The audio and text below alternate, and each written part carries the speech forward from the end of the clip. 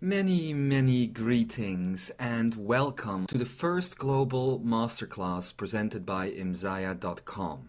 Today we will be talking about the SAS technique, and I am sure that many of you out there have already heard about this as you have browsed the material of our website. I am Kwan Yin and I am here today with Ambika. Yes.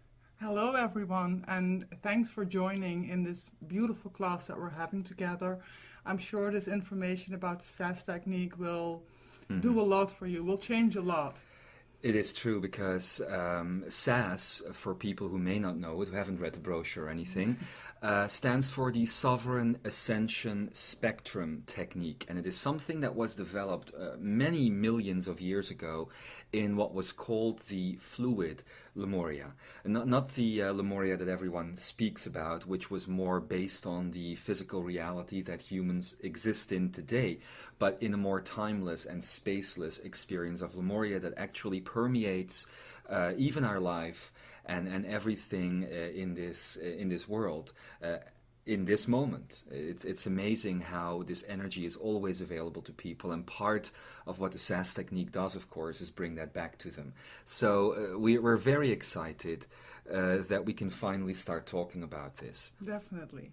In fact, the SAS technique is the brainchild, I should say, of Ikara, who many of you out there, of course, know from series, that's the word, from series such as Mastering the Grand Illusions, of course, which bases the entire SAS technique spectrum in it. But as many people who have gone through the Mastering the Grand Illusions series in the last 2-3 years or so, I guess, have said, it's a great series, but it's very difficult for everyone to actually get the entire overview of what is being presented. Yes, everyone knows that the grand illusions are form, time, space, exchange, death, and separation, and everyone knows probably everything that has been said in those 14 episodes presented by Ikara, and Adamas and Kathumi and others. I believe Satya was part of it too. But this online masterclass that we are starting today, this is the introduction to it, will start moving all of that into more of a practical arena where people will be able to start working with the neural net in their brains, in their heads, which forms their belief systems, and start literally erasing or neutralizing some of the neurosynaptic pathways that have been created through years of experience. We've been working with it here several times, of course, and what it kind of does is give you the neutral overview of what's happening and connecting everything, the illusions, with your attributes and with your pillars, and that really makes it so neutral that you can see it and that you can just drop it, change it. That's the beauty about it, because everyone who is participating in this class today obviously has already had the notes sent to them before the class started, so everyone, I'm assuming, will have already looked at that. So if you take that in front of you right now, the pyramid structure that we have presented you with before this class started, then you see all of the arenas and all of the segments that there are to the SAS technique and everything it touches. And as you can see in the middle there, the grand illusions are only a small part of the entire thing. The beauty about the SAS technique is that it all starts with your daily situations, and it takes you all the way up to what has been blocking you to translate those daily situations into your direct experience of life. And when we talk about life, of course, we're not talking about life as it is lived here. That would be more like a mental construct. Survival. Survival instead of living, indeed. And the survival that Ambika just mentioned is basically taking place in your pyramid between everything that is between the daily situations and life at the top itself. So all of that and a lot of people are surprised when they see everything that is basically illusion, that is basically a construct. But all of that, attributes, aspects that we will be talking about today, the potential archetypes and sub-archetypes that exist, the grand illusions, obviously, and the sub-illusions, the catalysts between those illusions and the minor illusions of love, joy, and freedom, how all of that connects back to truth, and obviously how all of that connects to life. Many people are surprised when they see such a vast construct, and that everything inside of that construct can be identified as the life they have lived. Yeah.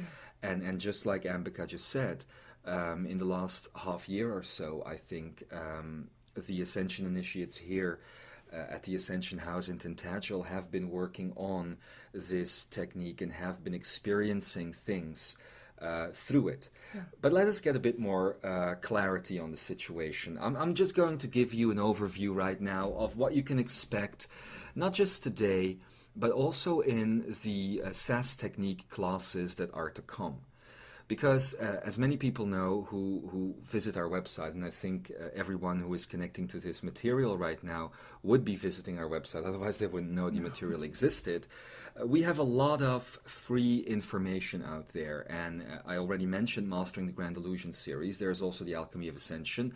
There is the Cosmic Manifest series that started in 2007 that we are now transcribing into English because some of it was in another language.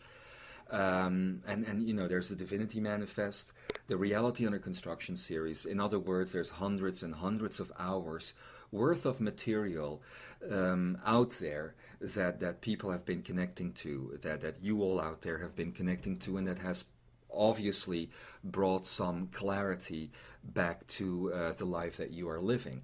But now we are going to take it a step further with this course that we are presenting, the SAS technique, and with another course that will be kind of linked to it called the Ascension Codes.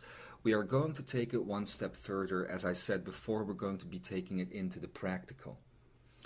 And the beauty about that is that we can offer these courses for the SAS technique courses and the Ascension Code sources for people, classes, for people who are really ready and willing to take the next step.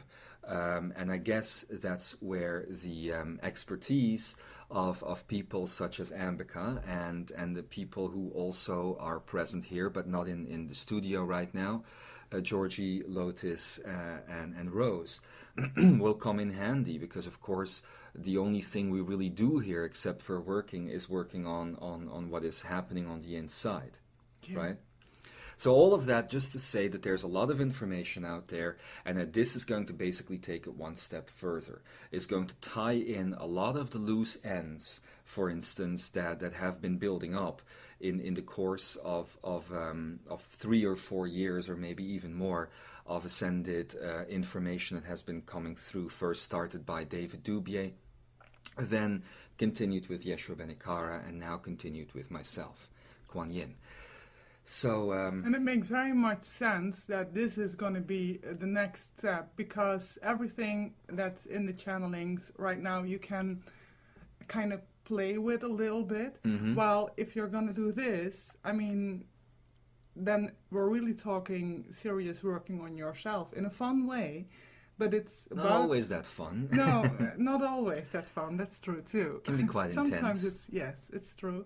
But you do start to know that it's going to break away something again, that you're going to blow up a neural pathway again. Exactly. And you feel the immediate expansion that comes with that.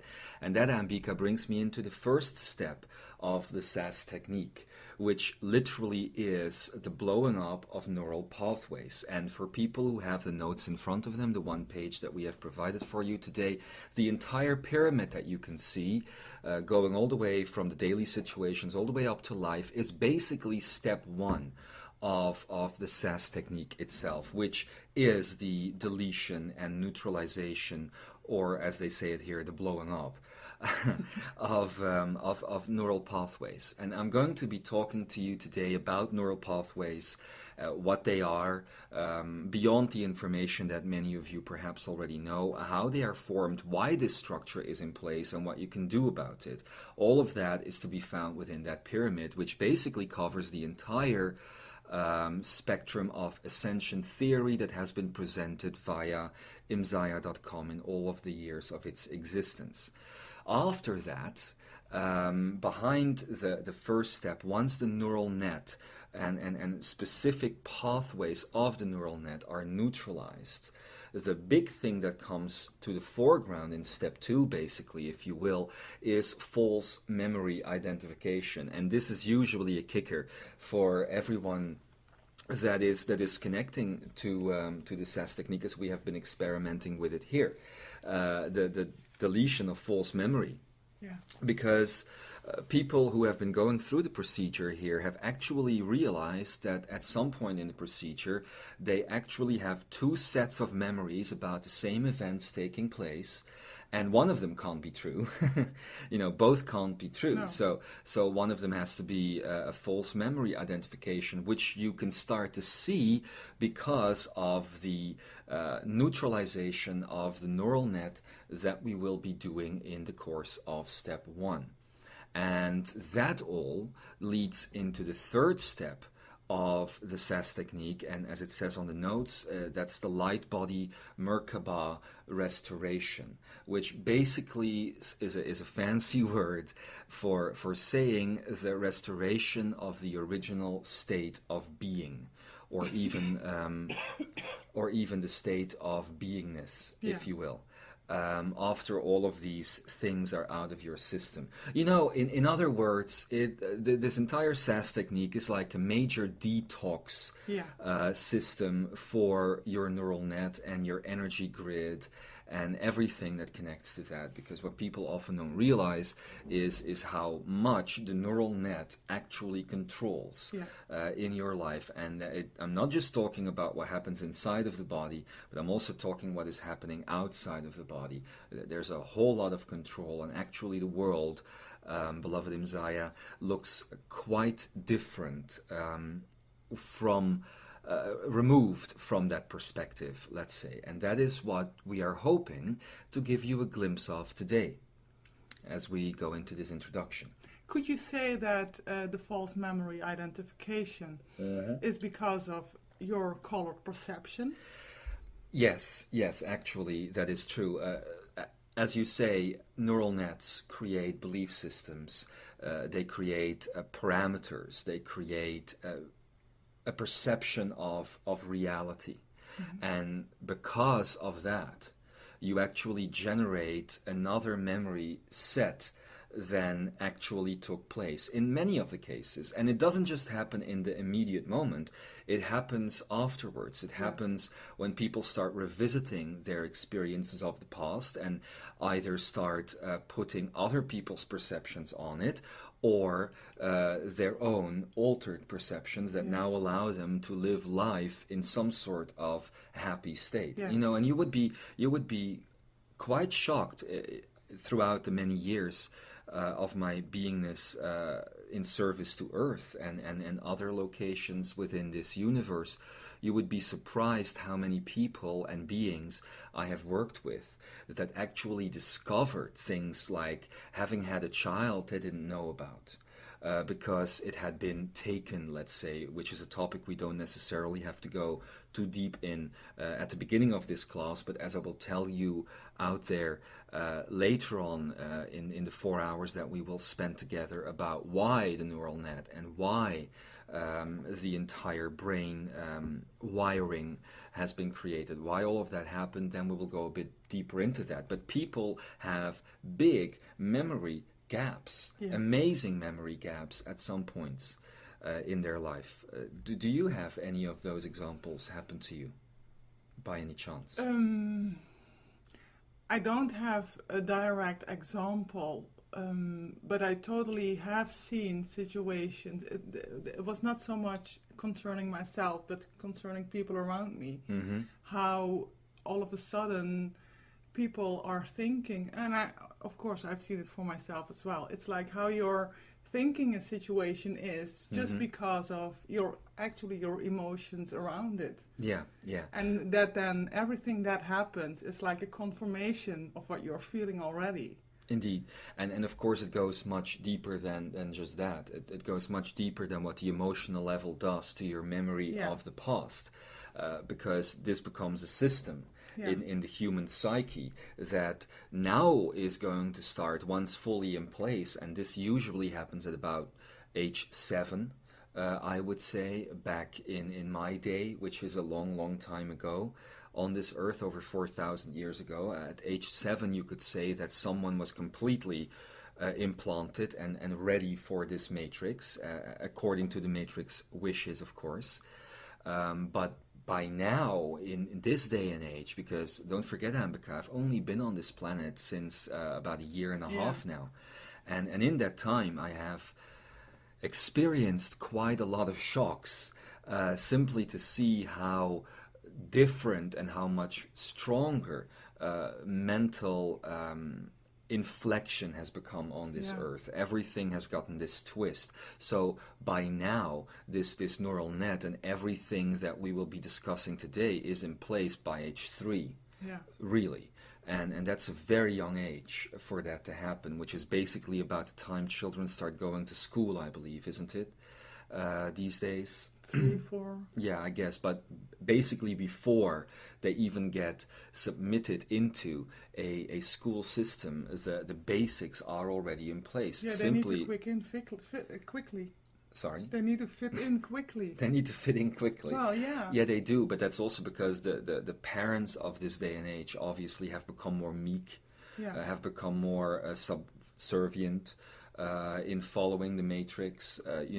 Just the other day, or actually it was this morning, I was watching a little clip on the internet where now police in Philadelphia in the United States have increased just basic searching of people, stopping and searching people on the street with an amazing percentage that about 1/8 of Philadelphia in this short amount of time has already been frisked. Oh my God. Yes, and there's of course a lot of pros and a lot of cons that are being put out in the media about it, but the most interesting thing that is put out about it is that a lot of people who are middle class people, let's say, most of the time, or upper class people most of the time, but also other categories of people, as this society divides everyone, saying that they actually think it is necessary and that they feel safer, and that they say, I would rather look away from the Declaration of Rights, let's say, and look at the Declaration of Safety for my children. And it's not and that's not the only place where that's happening. Even today on Imzaia.com, I posted an article about this airport in Spain, I believe it was in Madrid, where the air controllers went on strike. And in a period of 12 to 24 hours, the entire government had basically decided to call a state of alert, so that the military was now able to force these people who are slaves, obviously, to go back to work. Because if they didn't, they were facing 8 years in jail. That's what's happening today. Horrible. And that's all a result of the subservience that has gotten into people's minds. People are really into authority identification today, which actually brings me, because I want to talk more about false memory identification, which would be step 2 of this process, but which actually brings me into another important topic, because we were talking about authority identification here, how people easily submit to authorities. That's authority identification. For instance, an example of authority identification could be you're driving in a car at 3 a.m. in the morning in a small country road, and there's a red light in front of you. And let's say it takes 3 minutes for the red light to go green, to say go, basically. And you are actually seeing that nothing is coming from left or right, or even from the other side of the road, and still staying and still standing still because your program is basically telling you to do so. Literally. I'm not saying that everyone should just start going mad with everything. No, but it's just this thing that happens. Yeah, and this has to do with the pillars of identification. And you know, for everyone out there, I'll be throwing a lot of different concepts towards you right now that are all categorized actually on the notes sheet. But just to introduce them, just to get you acquainted with them and see what you can do with them and start playing with them. Eventually, as this class today even progresses, we will go into more of a step-by-step overview of everything we're talking about here right now. But let's go back to main pillar identification. Every mind, every personality, let's say on this earth, is founded upon three pillars. So there's three foundational pillars. A lot of people in this day and age where, for instance, sexuality and their gender has become so important to them, whether they're a male or a female, for instance, are suffering from the condition of what we call gender identification. You know, in other words, we call it a condition because consciousness is never, ever going to identify with anything. No. It doesn't need to, because it expands beyond everything and it encompasses everything. So there's no need for an identification. Identification only happens the moment your focus becomes so narrow that what you see is what you get. You know, the WYSIWYG of Earth. People are out there and their focus is so narrow in their daily life that what they see in daily life is what they are accepting as daily life, is what they are accepting as a physical, fixed, solid universe that is unchangeable. Yeah, almost like firewalling yourself for the rest that's there. Yes, and so, of course, one of the main situations in which that happens is gender. Because everyone is born in a gender. You know, you're either male or female, and there's people these days that are switching, but you're still switching between male or female. You know, whether, you know, there's all these operations out there today that allow that to happen, and that's all wonderful. But understand that even when you're making a switch like that, you're still staying within a field of duality. Yes? Because everything that happens in a neural net is about duality. Everything in the end comes down to ones and zeros. So too for gender identification, where we first identify with a gender for ourselves, calling ourselves a male or a female, and then there is also the sub-pillar of that identification, which is the sexual preference in that form of gender identification towards potential subjects of and objects of desire. You see, so there's two layers to each of these pillars. First, there is what we identify with as ourselves, and then the second one is basically what we identify with in the outer world. So even though we are speaking about speaking about three pillars, of course, always be aware that there's actually 6 of them. You know, kind of reflecting each other, kind of mirroring each other, kind of keeping each other alive. As I said before, the gender identification pillar about our own gender and about the gender that we have a preference towards. You see. So we call this a condition because consciousness does not do this. Consciousness doesn't need to go into an identification. It can have some fun, yeah, but it's never going to get stuck and defend that identification with its life, or it is never going to go out of its way to not have an experience that opposes the identification it has just had. So that's one of the things we're going to be talking about, and actually within the first step of the SAS technique, this is going to become very important because as you look back to your notes, everyone, you'll see here that we're talking about potential archetypes, for instance, which are for the archetypical realm, spheres, and belief systems, which I'll go into in a bit. But underneath there, you can see potential sub-archetypes. And also, if you look at the grand illusions just a bit higher up, then you can also see the sub-illusions, the potential sub-illusions. Both the sub-archetypes and the sub-illusions are connected to main pillar identification. And that's why these pillars are so important.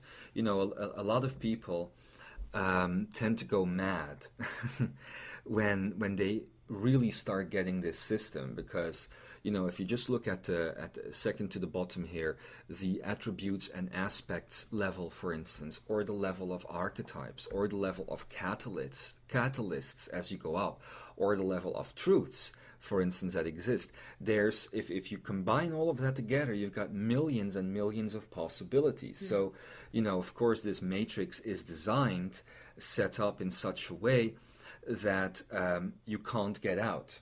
That even if you started breaking one after the other, after the other, after the other, it would probably take you about 50 billion lifetimes. It never stops. Yes, to get out of it. As such, the SAS technique was devised by Ekara and others like myself with him as a tool to blow up specific areas of the neural net so that the entire thing collapses. It almost brings me back to not a fun thing to talk about really, but 9/11. As you look back to the images of the Twin Towers and Building 7, pull it, as they said accidentally on the news before it actually had been pulled. They were already talking about its demolition, but that's something for the radio shows. But as you saw those buildings collapse, those were how do you say that? They were prepared deconstruction. It was like bombs had been planted throughout the buildings, as happens with these prepared deconstructions, so that when it collapses, it goes down swiftly and immediately, and something new comes in its place. That is what the main goal of the SAS technique is, to get people out of 50 billion lifetimes of having to work through it, let's say, metaphorically speaking, and into a way that is concrete and practical and direct. And it all comes down to these three main pillars of identification that reflect themselves in their own outward existence, outward resemblance, basically. I like how we called it like a few days ago, right now most of our minds is still programmed, and now we're becoming the programmer. Indeed, it's a very important way to look at it.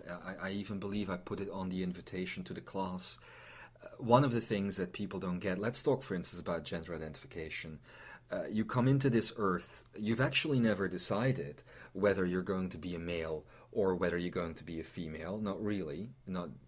That just kind of happens in the last minute, let's say. Although there are people who kind of get stuck in the program that keep repeating the same patterning for many incarnations. And you've never decided whether your gender preference is going to be going towards men or towards women, but here it is. You're programmed, you have a preference, and you have a body, and you have all of these things that are happening to you in this life that keep programming you deeper and deeper into it. So this matrix is kind of like a sneaky thing. It kind of programs you without you realizing it, because what it makes you believe is that the choices that you are making are your own. Yeah. And what is really happening is that the choice palette that you are offered at the beginning is a very restrictive one, and as you go deeper and deeper into the palette, you're no longer making your own choices. You're making the choices that you have been taught to make, as good or bad, and up and down, and all of that stuff. So yeah.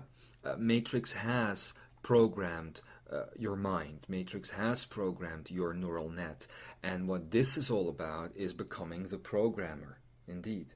It's taking charge of what has happened to you and show to yourself, basically, that you have the power here. There's something very magical that happens with people who go through the unwinding of main pillar identification and who are basically going through the neutralization of their neural net. The magical thing is not that it's very difficult at first for most people to accept what is going to be necessary and how far they've actually gotten stuck in their own sense of personality, I should say, or identity. But the beauty is that once you get through a certain breakthrough, you actually begin to feel the power that you have. Because if you can become anything you want to become. That's the end of the matrix programming Yeah. you. Now you understand the program. Now you understand what to do. And don't get me wrong, everyone. This is not the end of the road. Once you're basically through the SAS technique, and once you are without a neural net, let's say, and once you actually can expand your mind to encompass the entirety of creation, that's not the end of the road. In fact, to us, we would say it is the beginning. Yeah. Because that's really when the fun starts, you know. A lot of people going through ascension initiation, which this SAS technique is part of, sometimes or after a period of time start to think, you know, when am I finally going to get out of here? When am I finally going to start realizing something beyond this reality? But once you are through this, that's when that starts, you could say. Well, let's go for it. So, you know, main pillar identification. I've already explained about gender, and I've kind of touched upon authority identification, for instance, which, of course, is very prevalent in a lot of people today as this society becomes more and more fascist. And locked down in the way that look at the TSA thing that's happening in America. You know, if you don't comply, you're basically a terrorist. Yeah. You know, so of course authority identification is going to be high on the level of people. And for instance, everyone.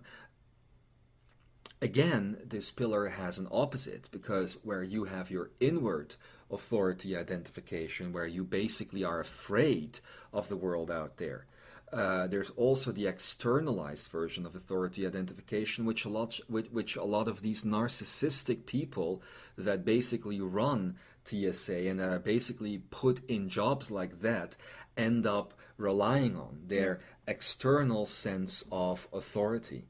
Their costume, you know, I wouldn't call it anything but that, not a uniform, and basically the power that they then have, or the authority that they then have over others, you know. So again, there's the two sides to this coin. And they do that because they themselves probably have been severely suffering from, or not Well, yeah, that would be true within the world of karma. And it is true that is still happening a lot today, where people once were the victims of suffering on you know, in whatever way, they end up becoming the victimizers. Yes, that's a lot of old karma school here that's still running some programs. But I would say that in this day and age, I mean, I'm going back to the beginning of this discussion, Ambika, and I'm going back to what we said. When we discussed the formation of neural nets in people's lives, where back in my day, over 4,000 years ago, it actually was at age 7, now it is at age 3. So there's a lot more narcissistic personality types and neural nets out there that actually would gladly take the candy from the baby, you know, that don't actually needed to have been hurt in order to do that themselves. So that's kind of like a progression into an even more dark version of this reality, which fortunately is coming to an end, obviously, because, you know, don't forget that whatever we're talking about here and whatever information we may ever put out on Imzaia.com, everything you read is going to change. You know, this SAS technique and the ascension codes and the other training modules that we will be creating for you are designed to do that right now. Yeah. But eventually, in a very painful way, if necessary, if that is the way how it has to go for some people, obviously not the people who are listening here today, because they have obviously chosen to move into deeper arenas of themselves, but with a lot of people, that's going to happen in quite a painful way, but happen it will. Mm-hmm. All right? So to go back to these pillars, we've talked about gender, we've talked about authority. There's another one that I could mention right now in this instance, and that would be lack identification. Lack identification is a big one too. You know, these three that I just mentioned, gender identification, authority identification, and lack identification, are often the template for a lot of brains and a lot of minds out there. You know, there's loads and loads of pillars that are possible, but those are the three. If you look at the system, if you look at the fascist system that is beginning to emerge in this world every day more and more, you can see how you can lock people down with an identification of gender, with an identification of authority, and with an identification of lack. Yeah. Because that's what the entire system is based on, isn't it? Yeah. Then you're just stuck already. Basically, yeah. Because, you know, once you have that gender identification going for you, then your lack is going to tell you that you have to fulfill yourself your entire life, and you know, it just goes on. It goes into so many different directions. But those three are three big ones, and I'm pretty sure that most of the people out there hearing this in this moment are being affected by at least two of those three that I've already mentioned. And they're very important because what they do is not only lock you in to this reality and your view on it, they also, if we go back to the notes sheet, they also create a deeper SFR. Now, SFRs, for those who haven't heard yet, are sub-frequential realities. Now, just to go into that explanation a little bit, we are actually tonal beings, not vibrational and definitely not frequential beings. Tonality, in other words, can be compared to the surface of a lake, which you can see as a horizontal field.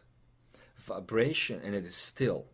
Vibrations, however, are vertical. Imagine raindrops falling onto the surface of the lake and actually making little parts of the lake going, rising up and also going into the lake surface as the raindrops hit and tension is generated and the laws of physics kick in. So we've got the surface of the lake, which is horizontal, which you could call a tonal reality. We've got the vertical aspects when things hit a lake, when basically disturbances happen within the tonal field, vibrational reality is created. When disturbances happen within the vibrational field, frequential reality is created. When disturbances happen in the frequential field, sub-frequential reality is created. And you can see this as a vectorial given, because if you imagine the surface of the lake and the raindrop hitting it, which would be the disturbance hitting it, which could be the matrix, for instance, let's say in this case hitting it, you will then have the very brief yet experienced for the ones inside of it as a very long rising up of these vertical vibrations. Now these vibrations start vibrating horizontally. Mm-hmm. And their horizontal vibration, if you can imagine that, which is kind of beaming off them, which is kind of moving away from them, is again experienced as a horizontal field, while actually it is completely vertical from the perspective of the vibrational reality. Yes? Mm-hmm. Now, once you're in that, that's kind of like where people are born in. But then, as belief systems and as neural nets start activating, and as these main pillars that we've been talking about start moving into position, that field of frequency that actually is vertical, although it is being experienced as horizontal, starts creating vibrations again. Yeah. And starts creating the sub-frequential vibrations, if you will, that are now going up in this way. Well, by the time that this class is released, or by the next class, I'll probably have some sort of schematic for that, so people can start seeing that more clearly. But I believe that we're doing the next one anyway in like a week or something or whatever. So I'll be showing that more clearly at that time. But just imagine this horizontal field going into the vertical field as the frequency hits, then going again into the horizontal, which actually is a vertical one, then going again into another vertical one. So you're now very deep up Schitt's Creek, as they Very say on far Earth, from the core. basically. Yeah. And that's what these main pillar identifications do, because they actually make you see the world through your brain, through your lobes of reasoning and things of such basically through mind.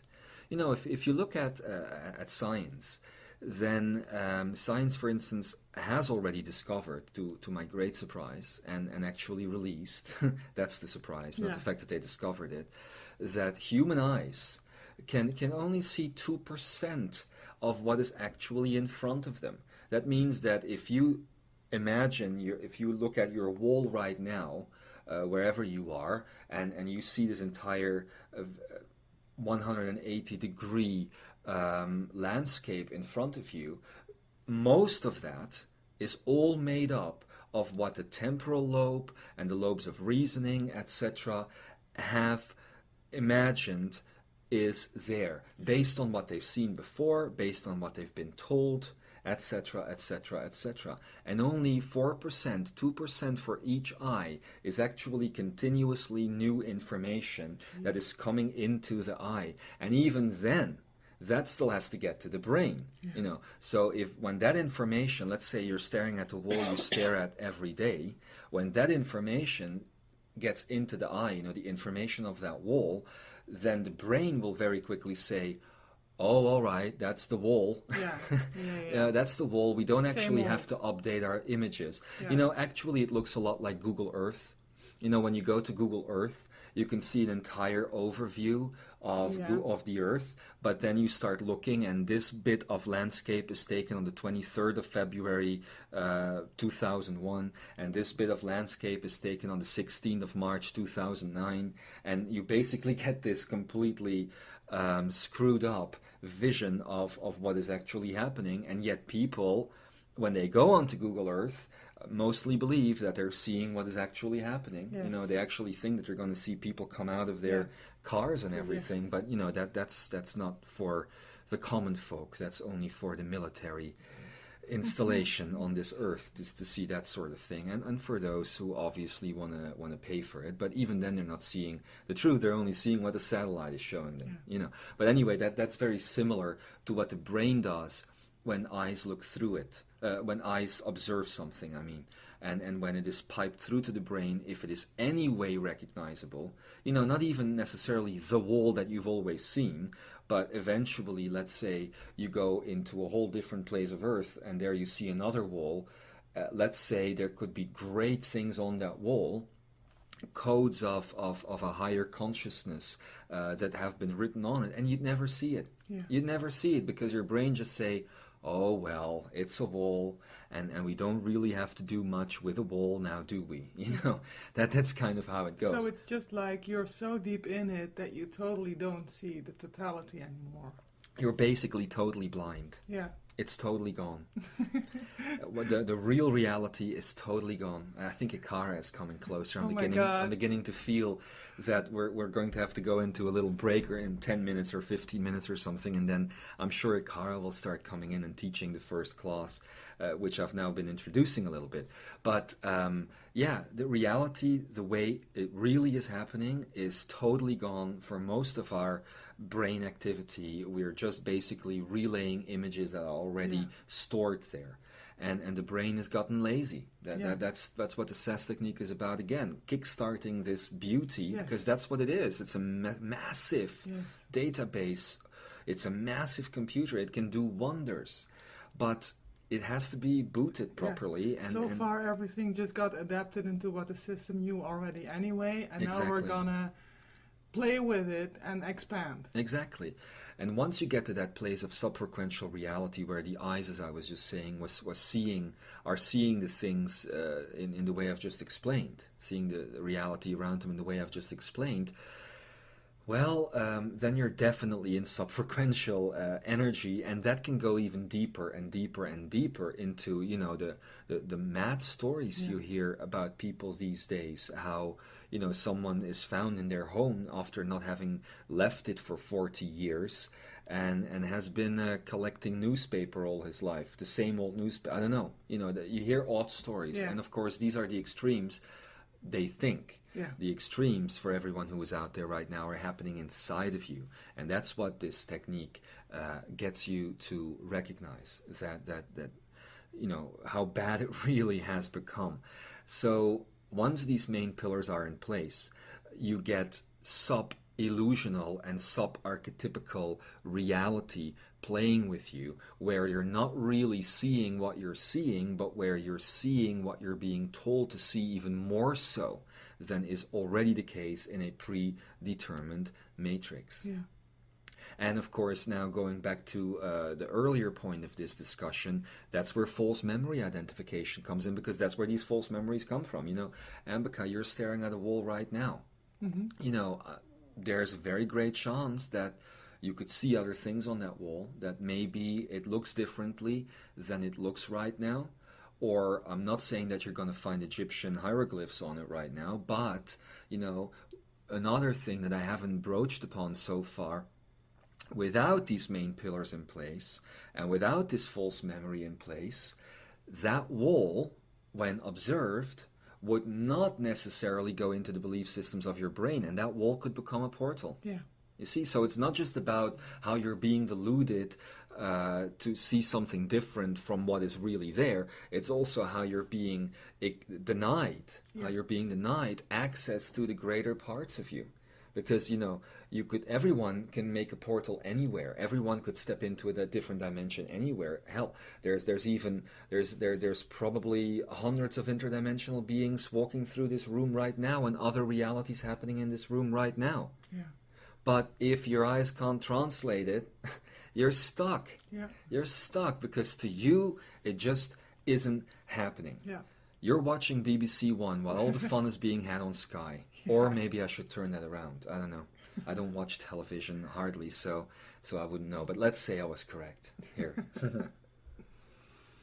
Anyway, false memory identification is a very important part of the process, because not only do you need to neutralize all of the things that are present within the pyramid that you can see on your note sheet, but you then have to kind of start digging back into your identity and start looking at all of the bits and pieces that have built up or led up to what you have become today.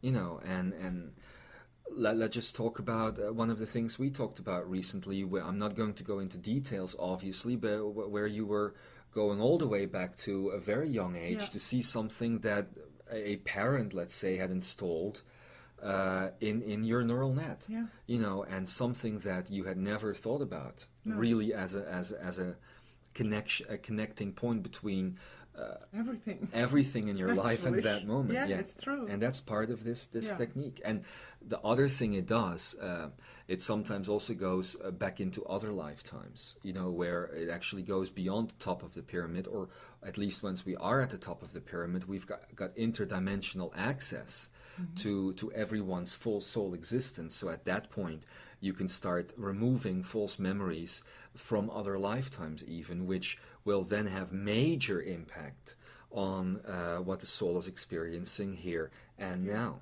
Yeah. And then we go to the third point of this entire technique, which is the light body Merkaba restoration, which is something that kind of needs to be done with an observer present, and it would be great if that observer could have a great awareness and a great consciousness. Well, no, not necessarily, okay. because, but a great awareness and a great consciousness. Because don't forget, what we are trying to present here today is going to eventually create people who are going to work with this towards other people, and who are going to be teaching it towards other people. So yes, an ascension perspective, you know, is always pleasant. You know, get on with it already, I'd say, and ascend. But a great level of awareness and a great level of consciousness is what is needed. Yeah. So, and that is what you will find for yourself as you go through this technique. You know, eventually, once these online master classes about this specific topic will have been completed, I'm very much looking forward to teaching this technique in real life, in person, during 5 or 7 day seminars where we can take people through all of this and where people can actually have the experience of having their Merkaba restored and how that feels, which is actually something that hasn't even happened to anyone here. We've never been able to take anyone as deep into the technique because we just don't have the time with everything that we're doing to go there. Yeah. All right. So those are the 3 steps. And I'm just going to give you a quick overview before we take our first break of all the different aspects here, all the different steps in the first part of the technique. And let's start at the daily situations. Ambika, you know all about daily situations, don't you? I know everything about daily situations. Well then, you've got the mic. Oh my God. It's just the situations you find yourselves in. Daily? Yeah, daily. But that is daily, isn't it? Yes, I know. Everything is daily. I know. Everything is now. Thank you. It is just the situations that you find yourselves in daily. And where you notice that you act from program, or you don't know why you act. But do you always notice? No, you don't. That's the point. Go on. So you're getting yourself into a situation, a daily situation, and you're kind of distorting it for yourself with all the other things that are around it and intertwined. And that can be small things, can't Yeah. it? That can be deciding to go for dinner and feeling worried about the dogs, for instance, or what else could it be? Wanting to take a cup of coffee, something that small, without realizing that it's actually a catalyst for the minor illusion of joy, for instance, etc., etc., etc. So all of these daily situations that take place, the thing about them, isn't it, is that people don't notice, they don't pay attention. No. They just, I don't know, you are human, Ambika. Yeah, it's how do like people you just look flow at it? through your day, and you just it's just happening. It's like the automatic obeying to authority. It just happens for most humans, I guess. You're not aware of why you're choosing. And I can imagine the great frustration that must be causing in this day and age where everything is becoming so locked down and people are beginning to question these things, but still they're blind to see these daily things happening in their lives. And, they're looking at, theory, and they're looking at big things that they need to change in their life, but they don't see that it all comes down to what they're doing in every single moment, isn't it? It's very important to start really seeing that. Yeah. So, we're going to be discussing a lot of these daily situations and how you can see them in the course of today and in the next classes that we'll be presenting about this. Then, if we go one level up, then we have attributes and aspects. And now that is quite a difficult level to discuss, isn't it? Because attributes obviously are part of your own energy, but which again you don't recognize, which are actually stuck in each and every object and person and experience and event and particle and atom in the entire universe that you could potentially connect with during that lifetime. Attributes are taken from you from the very beginning of your life. It is about 50%, let's say, which is usually set that way, of your energy that is just taken away, that is then programmed to create narrowing parameters in your life and spread out into the entire existence so that whatever you meet, whatever you connect to, you are finding this part of yourself outside of yourself and you get longing. That's basically what attributes do. Attributes, however, also have a positive side to them. Alchemists know this. I've taught one, so... but alchemists know this because you can also use attributes that are in objects to create a better circumstance for yourself. But again, that is very limited and only works here. But this is one of the techniques you need to learn in order to get out, so that you can move past these attributes. Because the only reason why this entire pyramid exists and why you have to climb it all the way to the top and what is behind that actually is existence itself and beingness, is because you are reclaiming your own energy. Yeah. That's really what you are doing. That's what it's all about, isn't it? You're starting to choose. You're starting to choose. Yeah, that's what it comes down to. But that's attributes. Now, aspects, of course, is the splintered up versions of yourself that are almost like mind compartmentalized identities, where one aspect can be very narrow-minded and the other aspect can be very outgoing. Yeah. But still they're part of the same expression, and they're part of the splintering of the identity, the splintering of the mind that can no longer hold its center, you know. So we're going to, and they're very important because that's where you can see the daily situations of your life play out. So we're going to be talking about that. It's kind of like a measuring system, the attributes and the aspects, to see what daily situations you're really experiencing and why they're happening. They're a measuring system because they connect to archetypes. You know, and now we're dealing with the next two steps of the pyramid here. Archetypes, of course, everyone will kind of know what I mean when I say archetypical realms, when I speak about 4D, when I speak about worlds that are less solid than the one we are experiencing here, but where everything is about emotion and energy discharges. It's where your fears live. It's where your belief systems operate, because they don't really operate in the brain. They work through the brain, but you know, they exist as entities, as beings, literally in that 4D realm, which people have called the astral plane in other times. So this astral realm is very important, or this archetypical realm is very important for the successful implementation of the domination of the neural net, because that's what people fear. The things that are happening there, that's where the identification pillars come from. You know, the gender identification exists in the archetypical. The identification with the authority figures and things of such nature exists there.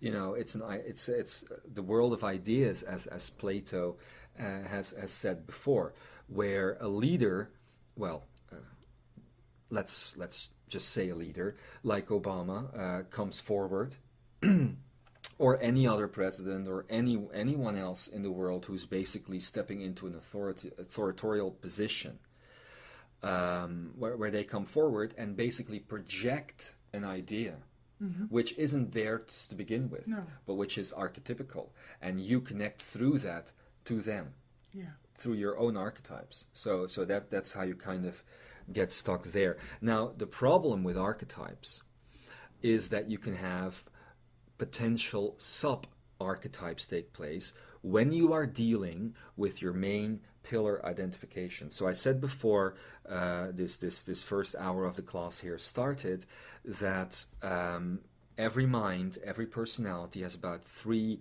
main pillars in place, which reflect into 6, you know, the opposite of themselves, the internal and the external. But the 3 pillars which actually keep the personality going and create it more and more narrow over time. So when you are trying to use the SAS technique, and all of this will become clear to you in the next few hours, when you're trying to use the SAS technique on something that involves that deep an identification that they have become a main pillar, you'll be in those areas of SFRs, or sub-frequential realities, as I've just said. So when that happens, you end up with sub-archetypes, which is almost like a mirror universe, you see. It's these sub-archetypes, and as we go higher in a minute, these sub-illusions, and I'll go deeper into all of that in the next segments, they exist only to keep you even more away from what is really happening, you know, to get you even more confused, to put you even deeper down the rabbit hole, basically. So you're thinking, let's say, that you're dealing with an archetype of superiority, and actually you're dealing with an archetype that it can be something that is completely beyond that, a fetish-based archetype or something, where the superiority plays into and you never see it play out. That's because main pillars, of course, need to be kept in check by this neural net system, because when they crash, the entire system goes down, and they don't want that to happen. So that you can find that there. Now, these archetypes, they connect to the grand illusions, right? And the grand illusions, as you know from the Mastering the Grand Illusion series, are form, time, space, exchange, death, and separation. They connect to it because, for instance, an archetype of superiority could, not necessarily will have to, there are many pathways that these things can follow, could, for instance, lock into the grand illusion of exchange, let's say. But it could also have to do with the grand illusion of form. It all depends on what level it's playing out in the archetypes and the attributes, etc. And even though for many people, as they must be listening to this, they're thinking, oh my God, how am I ever going to remember all of that, and how am I ever going to be able to apply all of that? This course and this class that we are teaching you, and that we're going to be teaching you in the next few weeks, for those who are interested, is not only anyway about memory retention. We will focus you on becoming intuitively connected to the people you work with, so that you don't necessarily have to have everything stored in your brain, but so that you have an access to the space where this information that I'm bringing to you all today and in the next few weeks is actually coming from. So that's all part of this class, and that's definitely going to be part of the classes to come, and even the real life ones. So anyway, archetypes connect to the grand illusions. Again, if you are dealing with main pillar identification, you will have sub-archetypes connecting to sub-illusions, and then you have to find the correct illusion to find the correct archetypes and to go down again, you know, on the whole thing. Okay, so let's say you've identified all of these things that I've just mentioned, and you are at the level of the grand illusions. And let's say that you've identified the illusion of exchange as playing a very vital role in this specific neurosynaptic pathway that you're dealing with. Then you're going to look back onto your daily situation, and with the understanding that has now been built up from the daily situation to the grand illusions upward, you can start to identify a catalyst. Because where we are now, we're getting close to the element of truth, and that will bring us to life. So we're getting out of, we're stepping out of the depth of where we are. So you're going to start to see more clearly at this stage of the process. And now we can see that in the entire depth and entanglement that is existing in everything that I've just said, there is one simple catalyst. One simple catalyst, can be anything. Can be anything, connecting you from the illusion of exchange, let's say, to, for instance, the illusion of love, joy, or freedom. Always very simple. Why are you in the illusion of exchange? Is it because you seek love, joy, or freedom, basically? And the catalyst will tell you, right? Yeah. So then once you're there, and you've worked your way up to the minor illusions, you then can come to the truth. Why does this specific neurosynaptic pathway exist in my brain to begin with? Right? Yeah. And when you get to that truth, that is where my other class that I will be teaching, the Ascension Codes, and that's why they kind of have to be taught side by side, will start to come in. Because the Ascension Codes take place in that entire level of truth, and basically break you through to the level of life itself.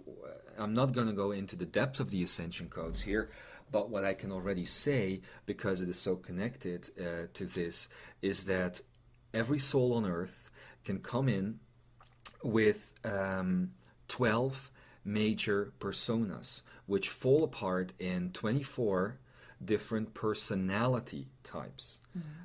We've spoken about this in other things that we've done on Imzaia.com, but just to remind everyone who is here, or maybe you haven't heard so yet, let's say, for instance, you can have a persona type or a personality type that is a traveler, or you can have a personality type that is a destination.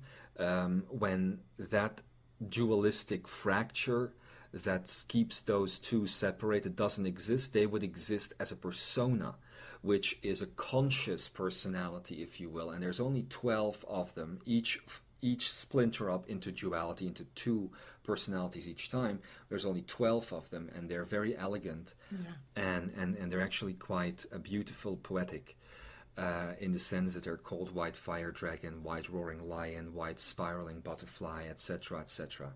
Of course, all of that is playing out in that level of truth. When you go beyond the personas, there is a whole new pyramid actually that's happening there, which I'm not going to go into too deep now, because otherwise I'm going to be teaching a different course. But there's a whole different pyramid happening there that will actually eventually take you all the way up to the three reflections of self that is your Godhead. You know, not the one that the Bible said, the Father, the Son, and the Holy Spirit, but you, and you. And those three elements inside of you. And that is the level at which breaking through all of this stuff that I've been talking about for the last hour now is all about. And that's what we have to offer. So, Ambika, I think it is time for us to take a short break here. Yeah, and I really wanna just say this is a lot of information, and it's a lot of concept, but you're really gonna get it. You are really gonna get it. It's actually, if you start getting the hang of it, it makes sense. How did it work for you? I don't get everything yet. Was it very unclear for you at first when you first? At first, yeah, I was like, I'm never gonna see through this. And then I listened a few times for myself or someone else here, and then all of a sudden you just start to see, and especially when you go through it yourself, all of a sudden it becomes such a neutral thing that you just can't see it. And I think that mostly happens, doesn't it, on the level of the examples. I mean, I've been going very theoretical right now about all of this, but when we are going to, for instance, analyze Ambika here next to me, if you're so lucky that Ikara would be there to do that with you, then you will see how easy it actually is. Also, how easily you can make mistakes, and that you do need a bit of an expanded vision here. But it actually isn't that difficult. No. But we're going to go take some time to integrate all of this. So until that time, have a good time and relax. Namaste.